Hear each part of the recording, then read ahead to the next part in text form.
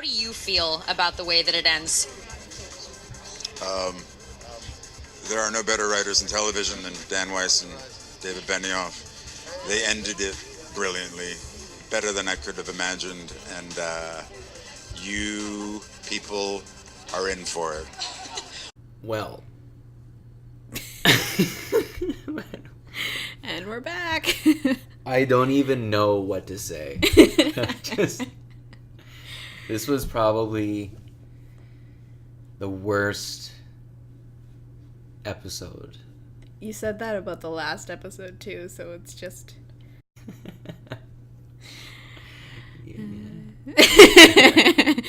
just mumble nervously. Well,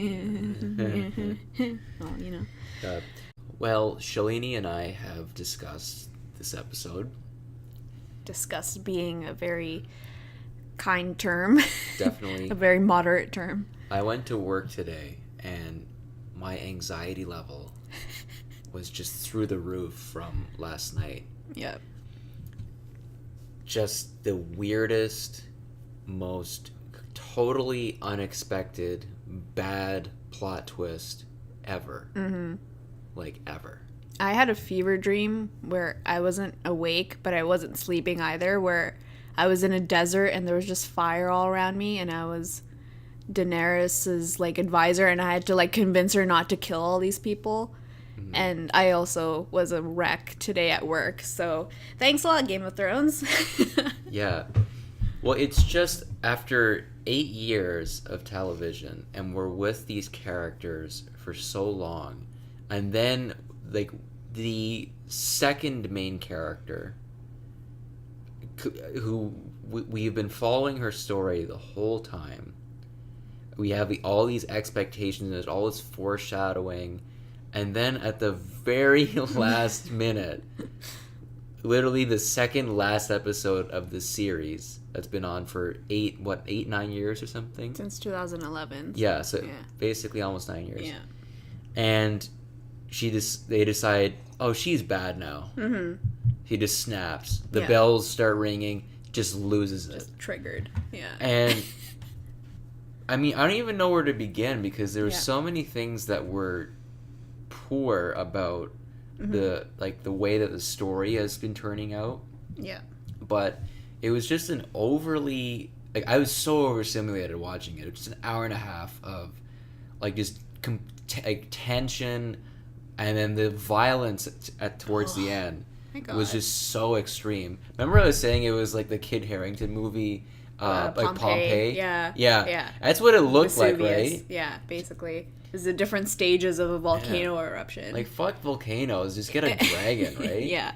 And you were mentioning how, like, this is a dragon, but a nuclear weapon is, like, 10 times stronger than this, and it's, like, it's even worse. Oh, yeah. The repercussions. Yeah. Well, speaking of, because this is just such a nihilistic way to end this show, frankly. And that was a really sad point of reflection was... we have the ability to do way worse damage than this. Mm-hmm. But I guess it highlighted, too, the kind of stupidity about the way that they wrote this show for a while now, because if the dragons were able to do that much damage, I don't even think that they would need to necessarily send in an army. Yeah, why? They could send one to the gates to distract them. Yeah. And then the dragons just have to fly to the towers and just destroy the keep. But obviously they didn't know that was going to be what Daenerys wanted to do. Yeah. But it certainly didn't prevent her from doing it at the end. Yeah. it's wild. Like, Drogon by himself just single-handedly destroyed King's Landing. So why did all of these seasons have to happen where it's about Dany accruing ships, accruing different armies, like at least 5 different armies, like with the Unsullied, the Dothraki, then you got the Greyjoy ships, and you got Dorne, and you got the Reach, all these different allies, and it's like, no, all she needed was one dragon. She could have flew across Essos and just burnt Cersei alive. That's all she needed to do. There was no reason for Tyrion to be like, just don't kill the innocents. Like, all she had to do was, like, fly in, and just burn the top of the keep where Cersei has been standing and watching everyone since whatever season she blew up the Sept of Baelor. You know, she's always in that same spot, just looking out and smirking. You know, it's like, oh my god, this is ridiculous. Yeah. And I guess before we kind of dive into more nitty gritty details and reactions, I think Cersei in this episode just perfectly describes the audience's life cycle with this show. So basically, at the beginning, Cersei's like, the Red Keep is the safest place for me to be, and the army will protect me. They'll protect their queen to the last man. You made this point. Yeah. It was very funny. And then, like, all you see is, like, Drogon just blowing up King's Landing, and Drogon here is D&D. King's Landing is the show, and D&D is just blowing it up at this point. Yeah. We are Cersei looking at it, being like, everything's fine. We're going to enjoy it. We're going to be okay. And then, like, this season is basically us in the dungeons with no escape, and Jaime representing the actors who knew this was all going to happen all along, just hugging us close, being like, it's going to be okay. And we're all just like, you know, collapsing under the weight of this ridiculous show that we've invested so much time and love in. Get buried alive by this arse gravy of a conclusion to this. And the ridiculous thing is that it's just a show, and we are still so mad at it. And I don't think just because it's a show we should be downplaying our emotions, because this is what storytelling is all about. It's so connected to who we are, and when it's done wrong after so much great storytelling, it's like, whew. Yeah, you gotta face the repercussions. No, it's so true. And it's like that thing with The Sopranos. Oh my god, yeah. Because Joey Diaz on his podcast was talking, because he's doing The Sopranos prequel movie, which I am so stoked for. But anyway, we can talk about that in another episode. Sure, we'll bring it up. Totally not fantasy related, but Sopranos. But he made the really great point that Game of Thrones, like a lot of the really good smash hit TV shows after Sopranos borrowed from it, like Breaking Bad and Sons of Anarchy, Game of Thrones, where they made these shows very character driven. So it's all about the characters and their intricate personalities and their plot development and all that fun stuff. And it's not really so much about the overall story, because I was telling you, like, for me, the show Game of Thrones, like the story overall has always been kind of like, like whatever. But it's really the characters that we get so involved with, and there's so many great actors that they've had cast for this, and we've seen them for years, and we've seen their trajectory, and so we really get attached to them, like emotionally, obviously. Even though they've set up the expectation from the get-go, and it's in Martin's own writing that you should never really get too attached to one character because he kills them all the time. But it's just the sloppiness, I think, that threw people off. But so anyway, my point, bringing it kind of back home, they did borrow a ton from Sopranos, which is another amazing show. And I mean the good and the bad, because Sopranos has one of the worst endings of any, like, it's one of the best shows ever, and then it has the stupidest ending ever, which is this crazy cliffhanger. And I'm willing to, I would not be surprised if they have it, and then the last 5 minutes is there's some important thing that's about to happen that will seal the deal on this, like, give us the ultimate closure, at least that, and then it'll just cut to black. Oh my god! If they pull a Sopranos. Man. Like, it's just Jon approaching Dany's from behind, and it's Dany looking back at Jon, and it just cuts. Like, you don't know if Johnny's gonna stab Dany or something. Can you imagine? Jesus Christ. No, but I really agree with that point where Game of Thrones is a very character-driven story from the very beginning, and now they've changed course very suddenly, trying to take a U-turn and making it into a plot-driven story. So we're losing all the sort of character development, and just because you're coming to an end of the show doesn't mean that you can leave your characters on the side and just focus on, tying all the loose ends in terms of the plot. And it seems like the show is catering to the Chad Summerchilds of viewership, where it's like, oh, who's gonna be on the Iron Throne, or like who's gonna defeat the Night King? Yeah, just most basic. Yeah. Like it's such an elementary mindset about and it's it. like you don't no really one analyze it. cares. No one cares who does that. We just care about how the characters.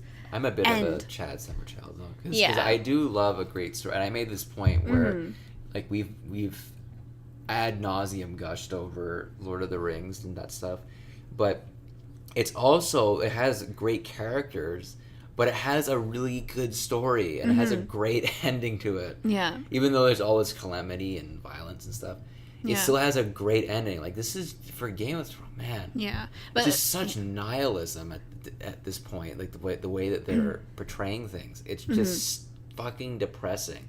And it's really kind of pushing aside the sort of loyal fan base that's really rooting for the characters' personalities and how they've grown, and it's not really about that anymore. It's more like, let's get from point A to point B and figure out what weird way we can do it, which is exactly why there's so many videos and comments and people on the internet just giving even better suggestions than what Dan and Dave have created by writing this. And we know it's Dan and Dave because on every goddamn credit scene it says written by Dan and Dave, so we know it's them. But it's the fact that you're going from point A to B. You can have a million different reasons. Like, I saw a really good comment saying, what if Rhaegal died during the battle for King's Landing, and that's when Dany snapped and decided to kill everyone? It's like, yeah, that would lead to the same ending, and it's because it's going from plot A to plot B and not necessarily the journey having the meaning. It's more the destination that has the meaning, that everyone's coming up with even better ideas. Yeah. And that's what's really frustrating. It's not about what's happening. It's more like, where do we need to go and how are we getting there? Yeah.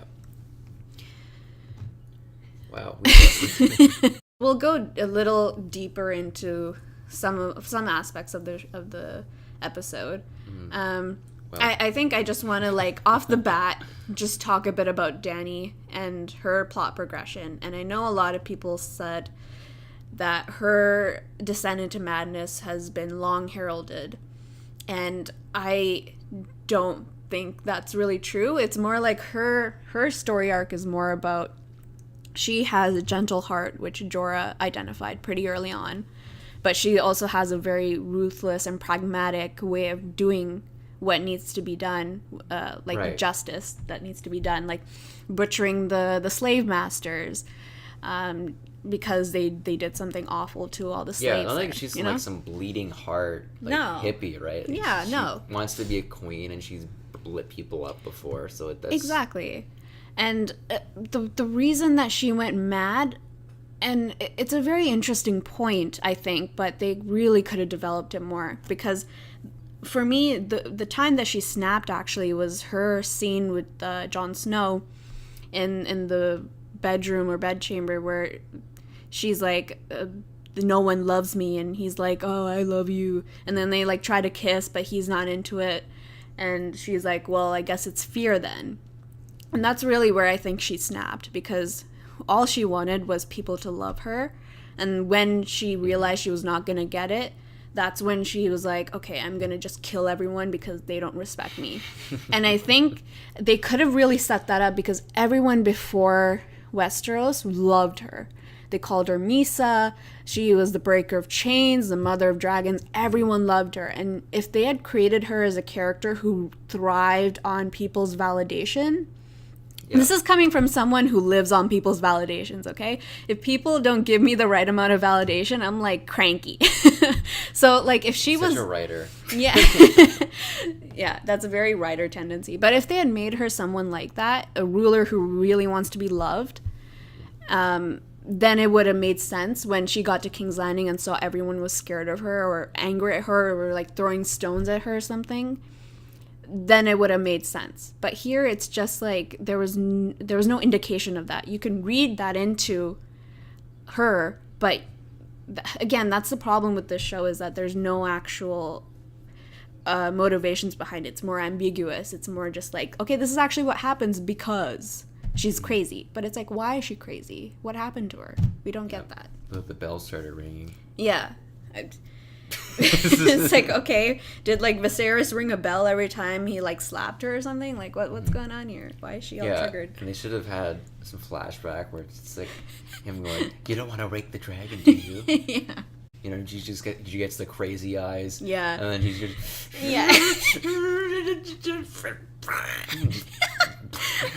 Emilia Clarke just has such a cute little puppy face, and all I could just see was like this really mad chihuahua. Yeah. Okay, I have to take a picture of you doing that, and we have to like put it on the screenshot it. No. It's so much worse just of me. Yeah. Yeah. Great. I mean, and then we just watched that video of it's a compilation of the actors of Game of Thrones. Yeah. Being asked, so what do you think about the big finale? Yeah. And they're just like, like no one out the gate was like, you know what, this is a fantastic, amazing ending to a show. I'm so grateful. Everyone had this hesitation and like this really either like a sarcastic answer, or just something that's kind of very ambiguous. Yeah. And or very like deadpan, like serious, like poor Tyrion. It's like if they actually liked it, they would say they'd like it. They liked it, right? Yeah. So that was just the Tyrion Peter Dinklage one was fucking hilarious. Yeah, which we featured at the beginning of this with it looked like there was a guy in an HBO suit just pointing a gun to his forehead or something, like when he was saying that. It was just like, oh man. Yeah. And you could tell from his eyes too, because he was like rolling his eyes, he was looking away, he was doing all this stuff where it's like, oh no. Yeah, it was it's just clearly. Yeah. Do you want to talk about Varys? Because I know he was a favorite character of yours. Yeah, Varys. Probably my second favorite character. And then he just decides, I'm just going to be open about the fact that I have treasonous thoughts now and I have these serious doubts about Dany. Yeah. So I'm going to write in my office. Yeah. And hopefully no one figures out what I'm doing. Yeah. Yeah. So. And my best friend is a kitchen maid. Mm-hmm. And yeah, I mean, just bring him outside. Dracarys. Yeah. And it's like, okay, this is the man who conspired with the what's his face, the Pentoshi merchant, to bring the Targaryens back. And it's like, oh, okay, he's just gonna die now. Great. That's great. Well, it's interesting because he also was somewhat involved in the initial assassination attempts. Yes. On Dany. Yeah, season 1 where Ned Stark was still alive and he was like, oh, must kill a babe, kill them now or whatever. Yeah. Yeah. Well, it's one of those things where if she wanted to, she could have killed him as soon as he came to Essos. Yeah. Like, oh yeah, you're that spy master who tried to have me whacked. Okay, bye-bye. Yeah. Oh, Clegane Bowl. I didn't like it. Yeah, I didn't like it. See, what would have been a good ending was it still could have been a really brutal fight, but then the Hound like kicks the mountain into the fire and it's like ha ha ha. Yeah.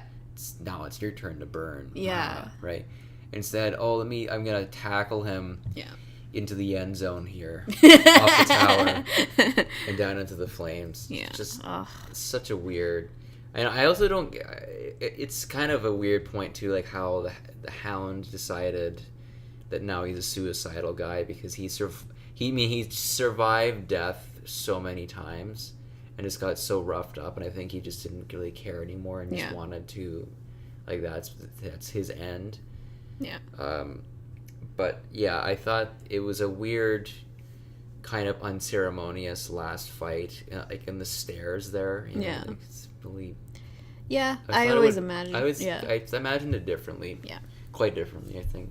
Yeah, and even sort of the conversation that he has with Arya, I didn't understand it at all. Where he touches the back of her neck and he's like, revenge will get you where I am, and then she's like, oh my God, thank you for saving my life.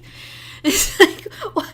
So what, like, all these seasons just again come up to this one point where she just does a U-turn and she goes all the way back, and it's now that she realizes that revenge is like the ultimate poison. Like, what? And then she just leaves.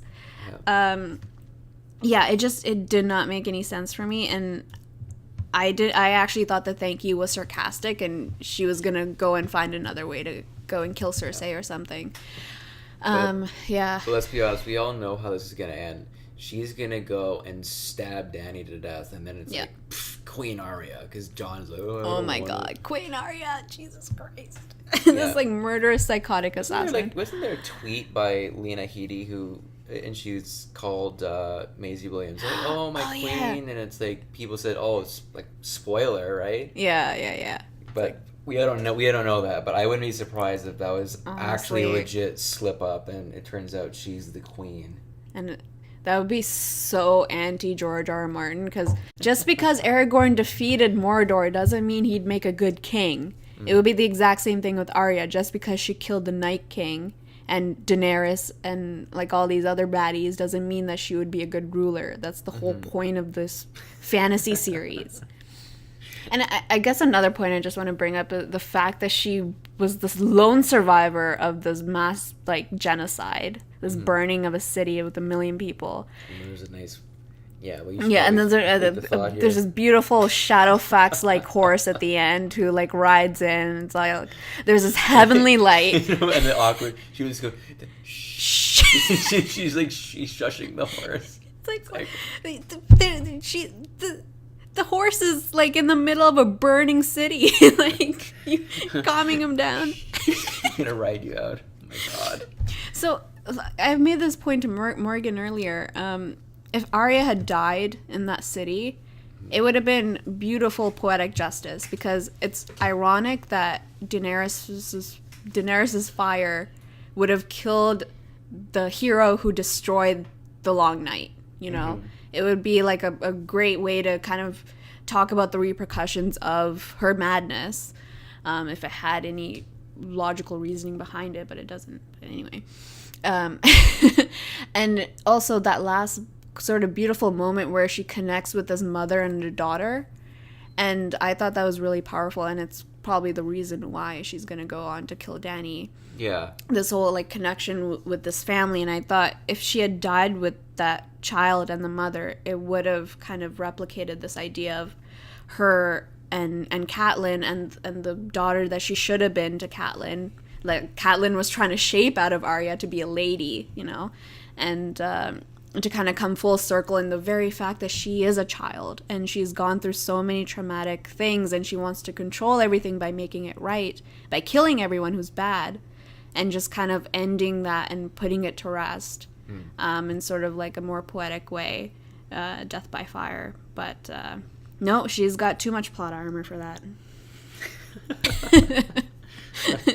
And fire-resistant plot armor. Yeah, she can air assassinate an ice zombie king, and then like, survive Pompeii and King's Landing. I mean, she's not gonna die. She's gonna stab Daenerys to death, and then who knows? Yeah. Yeah. I mean, I think we'll wrap it up here. But man, what a way to end a series. And I mean, I have no real hope left for the last episode. Yeah. It's really sad because I appreciate this TV series so much. Yeah. And I really overall loved it, but just again, and the fan response has been quite clear. It's just like, wow. I think a waste is a good way to say it, because it's still a beautiful show. They put so much thought into all the other aspects of it that it's really amazing. And when I was in the fire part itself, it was very engrossing, and I couldn't wait to know what would happen to Daenerys afterwards. But when I sat back and thought about the repercussion, or when I sat back and thought about the reasoning behind it and the character development, it fell flat for me, and that's kind of what ruined it. The very actions weren't what's wrong here. It's more like the reasoning behind it all was lacking. And R.I.P. Harry Strickland of the Golden Company. Has zero kills, which is even worse than Sam Tarly. Oh man. Well, we will see you next time for a review of Season 8, Episode 6, the big finale. Woohoo! Whoa. Let's stay tuned for that cut to black final scene. I know. They might even do some fucked up thing where they put in Don't Stop Believing. This medievalist fantasy show. Anyway, ciao. If you like this episode of our podcast, you can follow us on our social media to get updates on our future episodes. On Facebook, we're at facebook.com/highfantasypodcast. On Instagram, we're at highfantasypodcast. And on Twitter, we're at podcast_fantasy. And don't forget to subscribe here on YouTube as well.